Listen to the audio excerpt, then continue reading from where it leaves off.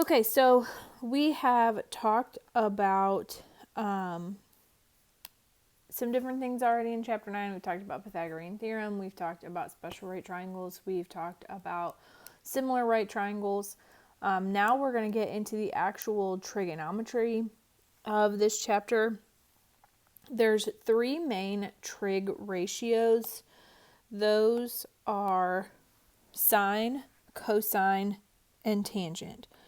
So we got sine, we've got cosine, we've got tangent.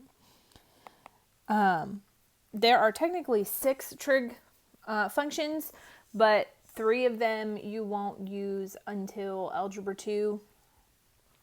These 3 we use in geometry are the 3 basic ones, sine, cosine, and tangent. They're our most common. They are ones that we tend to want to work with when we're working with trig functions. And we're going to start today with tangent. So our tangent function is just one of the 3. I'm going to show you how to write a ratio for a tangent function. I'm going to show you how to solve for a side length using tangent, things like that. So a trigonomic ratio, or a trig ratio, is just a ratio of length of 2 sides in a right triangle. So if we have a right triangle, we're just using 2 of those sides. The tangent ratio is going to be the ratio for the acute angles that involves the lengths of the legs of a right triangle. So a clever way that we have to remember sine, cosine, and tangent is to remember this word SOHCAHTOA. Okay, so SOHCAHTOA is just an acronym for what sine, cosine, and tangent are going to use. So for sine, it's going to be opposite, and I'll explain what these mean here more in a minute, over hypotenuse.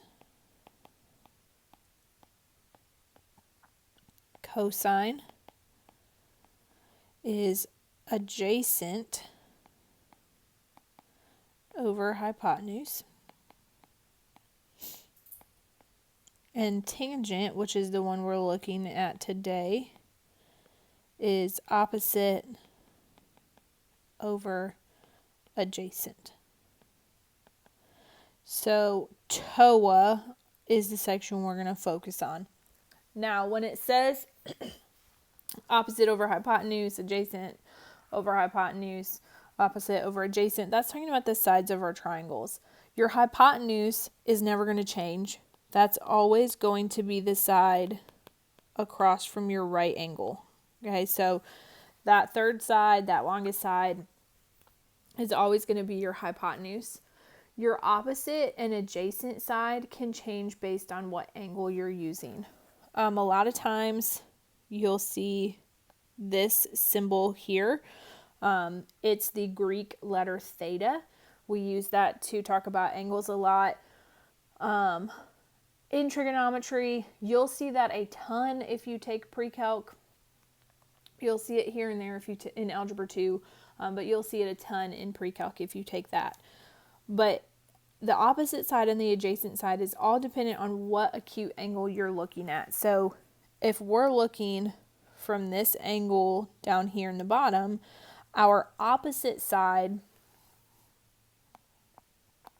is the side that it is not connected to at all. And our adjacent side, remember adjacent means that they're connected, means that that side is connected to that angle. So opposite is simply that. It's opposite it. It's not connected to it at all. Adjacent is going to be the leg that's connected to that side.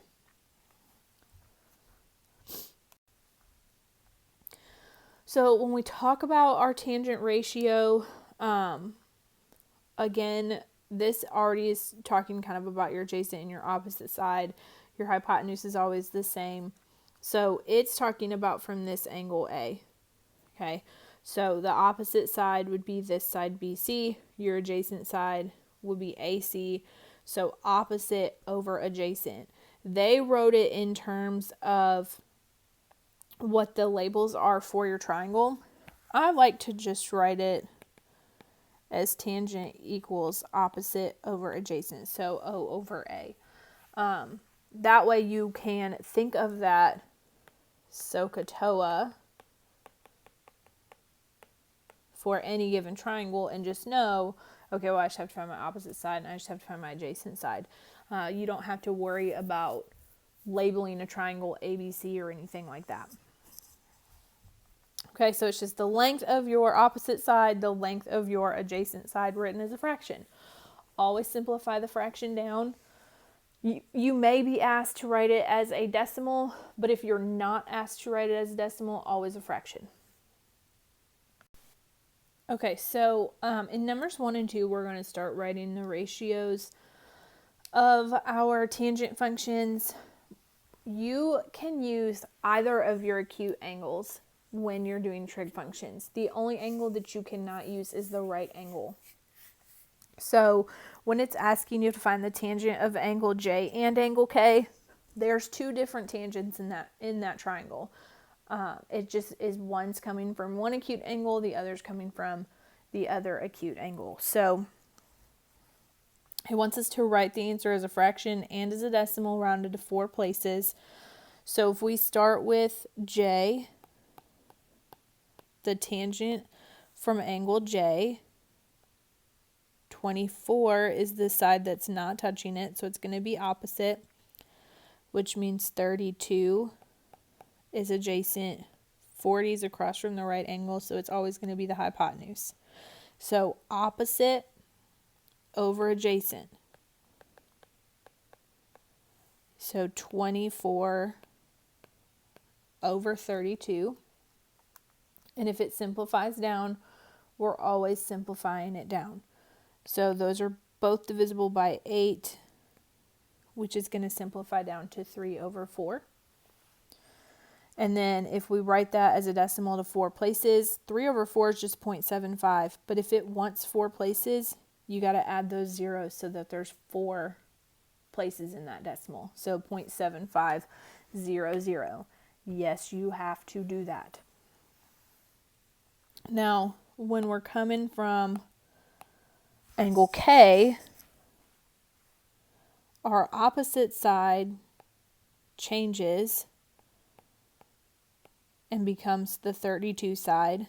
Our adjacent side becomes the 24 side. So opposite over adjacent, it's going to be 32 over 24, which is going to simplify down to 4/3. As a decimal, becomes 1.3333. So you hopefully notice that your two ratios are just flipped. So if J is 3 over 4, K is 4 over 3. That happens every time with tangent. Every single time. So the reason that happens is because when we change to that other acute angle, our opposite and our adjacent sides then flip. So we're just flipping our fraction. So if you can find one of those ratios, you can just flip it to find the other. Okay, so I would encourage you to pause the video for a minute, find your two trig ratios for K and J in number 2, and then come back to compare your answer to mine. Okay, so if I start with angle J again, from angle J, 8 is going to be my opposite side, 15 is going to be my adjacent side. So the tangent of angle J is 8 over 15, which does not simplify. And if I write that as a fraction, I have 0.5333. Let me change that color. For K,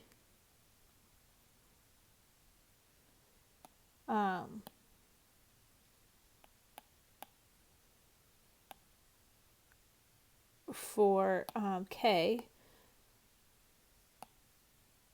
my opposite side becomes this 15. My adjacent side becomes the 8.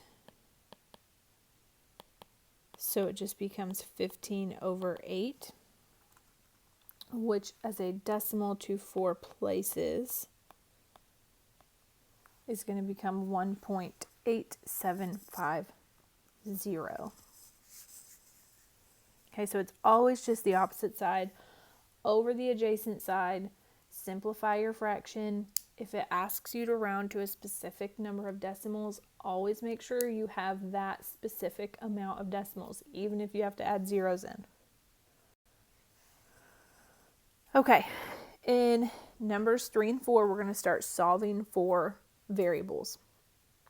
So normally when we have right triangles and we're missing a side, we would use Pythagorean theorem or special right triangles. But if we don't have special right triangles and we don't have two of our sides, we have to use trig functions. So in number 3, we have an angle of 61 degrees. We have a side of 22, and we have to find this side of x. So from this given angle of 61 degrees, 22 is a leg not connected to it, so it's an opposite side. And x is an adjacent side. So opposite and adjacent, remember, is our tangent function. So we're going to use a tangent function to do this. Before we do, I need you to take your calculator and make sure that it is set up correctly so that it will give you a right answer. So what I want you to do is I want you to hit mode, and then on my calculator it's the 4th row. It might be 1 or 2 above that on yours, but one of them says radian and the other in that row says degree. You want to make sure that the degree is highlighted in. Okay, so if they're usually by default on radian. So if it's on radian, just arrow down to it, arrow over to degree and hit enter. And then you can quit that screen and it'll be good to go. But you always want your calculator in degree mode for these problems. Okay, so when we're setting this up, instead of just setting it up tangent of like K or J or whatever that vertex is on the triangle equals whatever our opposite side over whatever our adjacent side is, we're going to say the tangent of whatever degree our angle is, so in this case 61, is equal to that opposite side of 22 over our adjacent side of x. So we want to solve for x here. Now, when x is in the denominator, think of this as if it was a proportion. If this were a proportion, we would just cross multiply and solve for x. So we would have x times the tangent of 61 degrees equals 22. And to get x by itself, we would divide by the tangent of 61 degrees. So that's what we're going to do, and we're just going to estimate that in our calculator. So we're going to hit 22 divided by, and then you're going to hit the tangent button, which is in the middle of your calculator, and it says tan, T-A-N. So you're going to hit the tan button, the tangent button, and type in your 61 degrees. You don't have to put in a degree symbol. You're just going to type in 61 and close that parenthesis that it opens. And it's going to give you your value for x, which rounded to the nearest tenth should be 12.2. So we're going to do the same thing in number 4. So we're starting with that angle. I'll change the color so that we have a difference. We're starting with that angle we're given. So from 56, x is our opposite side, 13 is our adjacent side. So the tangent of that angle, 56 degrees, is going to equal x over our adjacent side of 13.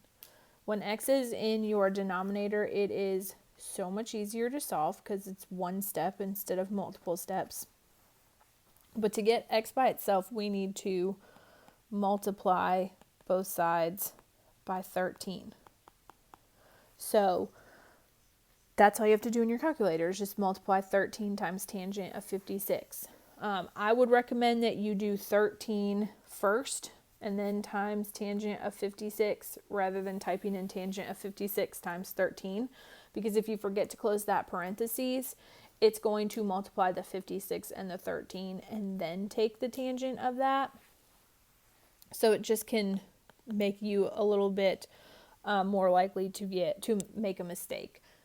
So I would do the 13 first, just like I have it written in that second step. And again, we're rounding to the nearest tenth. So to the nearest tenth, you should get about 19.3 for that side length. Okay, so angles of elevation is a big thing in trig. There's also angles of depression, which we will talk about in the next section. But angles of elevation, if you think about elevation, you think about things going up. So an angle of elevation is going to be an angle going up, usually from the ground. So this is normally something that we would go outside and we would find angles of elevation, and we would use it to find how tall trees were or buildings or light poles or flagpoles or whatever. But we are not in the building. Hopefully we will come back, and even if we finish the chapter by the time we're back at school this year, we will still go do this little project because it's kind of fun and it's a day outside and I don't want you guys to miss it. But basically the angle of elevation has to be formed with a horizontal line. So that's the key thing. So that's why it's usually coming from the ground up. It could also be coming from an eye level. If it were coming from an eye level, you would just want to add whatever the height is from eye level to the ground to your final answer. But in this case of number 5, we're measuring the height of a tree. We're standing 45 feet from the tree. We measure the angle of elevation from the ground to the top to be 59 degrees. So from this 59 degree angle, our height is our opposite side. Our 45 feet is our adjacent side. And we're just going to set up our trig function. So opposite over adjacent is tangent. So the tangent of 59 degrees is going to equal our height over that 45 feet. So again, our variable's in the numerator. So we just have to multiply both sides by that 45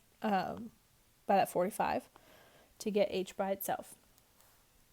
So 45 times the tangent of 59 to the nearest foot is going to give us a height of about 75 feet.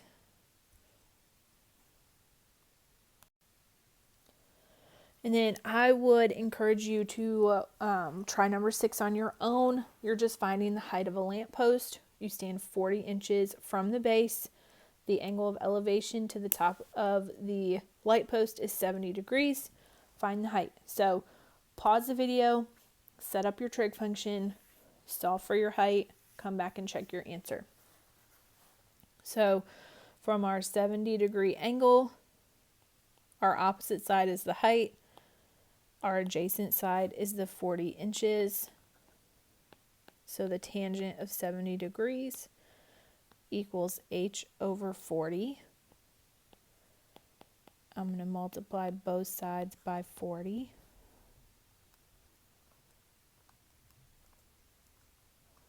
40 times the tangent of 70 to the nearest inch